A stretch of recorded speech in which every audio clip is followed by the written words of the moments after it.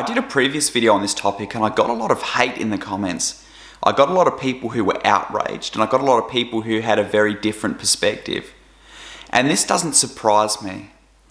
The Bible says that Satan is the prince of the air. He is the father of lies and the author of confusion. And one of the tools that he uses more than anything in today's day and age is the media, big tech, and these platforms which can twist and warp stories to fit whatever narrative he wants to feed people. More and more people are waking up to the media and realizing how corrupt and evil the media truly is.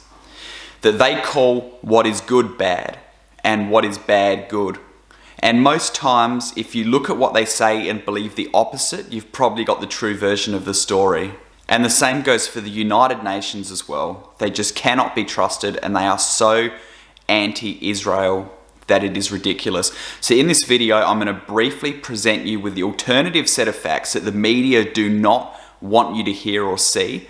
Because as Christians, how are we supposed to process what is going on in Israel? Israel is so significant to us in the Bible, and Christ is going to come back one day and reign from Jerusalem. Israel is God's people, and God is on the side of Israel and those who love Israel. So let me unfold some of the facts for you.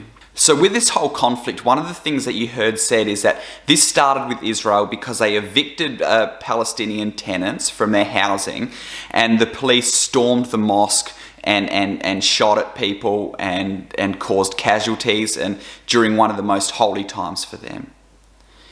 And how terrible this is. Israel is the oppressor. The Palestinians are the victims. Israel is so bad. What the media doesn't actually report is the fact that these Palestinian tenants who were staying in these properties were staying there as protected tenants as per a previous court case. They had to pay rent. First of all, they weren't paying rent, and they were doing unauthorised construction on the property that weren't authorised by the owner that the court had declared was the owner of the property. So these tenants had been evicted, and the Supreme Court was to hear a case whether it was going to uphold that conviction or not.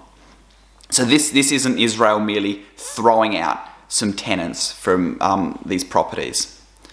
Secondly, with the mosque, I've seen these photos myself, and this isn't what the news will tell you, is that police were surrounding the mosque when there were 70,000 worshippers in there, and the people in the mosque had actually stockpiled large rocks previously. There are photos of it in there, of big rocks that were in there. And these protesters, after the evening prayer, were throwing rocks at police. This is when police came in. They used stun grenades. The Muslims in there were throwing heavy objects back at the police. The police was using tear gas and rubber bullets, and that's what provoked the incident. It wasn't the Israeli police simply just storming into a mosque to cause up trouble or to kick people out. So those two things that people were saying about the evictions in the mosque, you need to dig a bit deeper and get the picture there. So what happens from there? The perfect storm is created. The perfect storm is created for Hamas to then exert their power, and they shoot over 1,000 missiles into Israel. Most of those intercepted with their Iron Dome technology. Hamas is an Islamic terrorist group. They use this excuse to attack Israel. They are simply a proxy of the terrorist Iranian regime, who are terrible people. I'm not commenting on any of the individual citizens or anything, but the regime itself. And it comes at a time when there were election tensions as well, and Hamas were very frustrated because they looked like they were going to be able to take control of Gaza. Now, this also coincides with a time when the previous US administration, which was very pro-Israel, obviously has changed hands with an administration. The current administration is a very different approach to the Middle East and Israel. It's basically left Israel vulnerable. We've already previously seen the dollars that went into Iran and to Palestine under the Obama-Biden administration. And now all of a sudden these terrorist groups like Hamas, controlled by Iran, are testing the waters here and attacking Israel, seeing how far they can go, knowing that they don't have the full protection of the United States that they had beforehand. So it's a very interesting situation. There's no excuse for firing over 1,000 rockets into Israel. And not only do they fire rockets into Israel, they fire them into civilian areas with the aim of killing as many civilians as possible, innocent people, and also firing from densely populated civilian areas also, which is disgraceful. The infrastructure is set up in these areas, putting their people in danger because it is a deterrent for Israel to then retaliate back and kill innocent people. So these people really are scum, they are cowards, they are terrible, terrible people.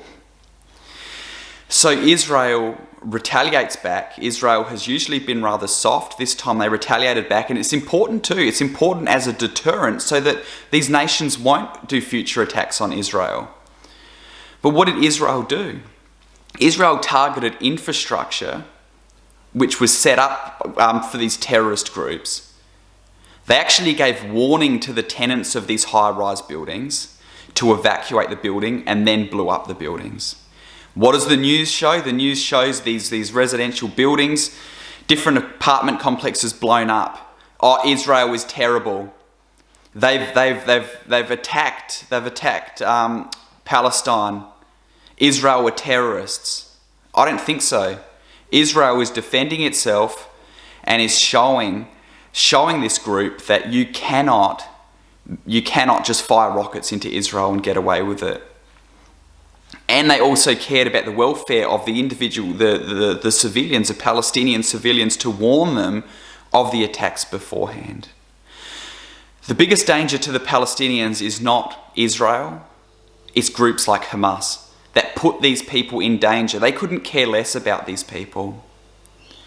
And I feel sorry because a lot of innocent people on both sides who just want to quietly go about their life are getting tangled up in this mess because of the hatred of groups like Hamas, whose charter is death to Israel. A lot of this stuff you won't hear in the media because the media hates Israel, the media hates Christians, the media hates God's people, and the media hates everything that stands for truth. The media is a puppet and a tool of the enemy. So we'll see what happens next from here, but I just wanted to offer up some perspective so that as Christians we can know what's going on there, that we're not going to believe the lies of the media and be confused and brainwashed, because it is a very confusing situation. But I hope that sheds some light for you, just for your own knowledge, and you can see that Israel isn't this bad guy that the media and people portray it to be. That's all I wanted to report on, friends. I'll leave you with that, and I pray that you have a blessed evening. Keep praying for Israel. The Bible says in Psalm 122:6, pray for the peace of Israel. God bless you, and God bless Israel.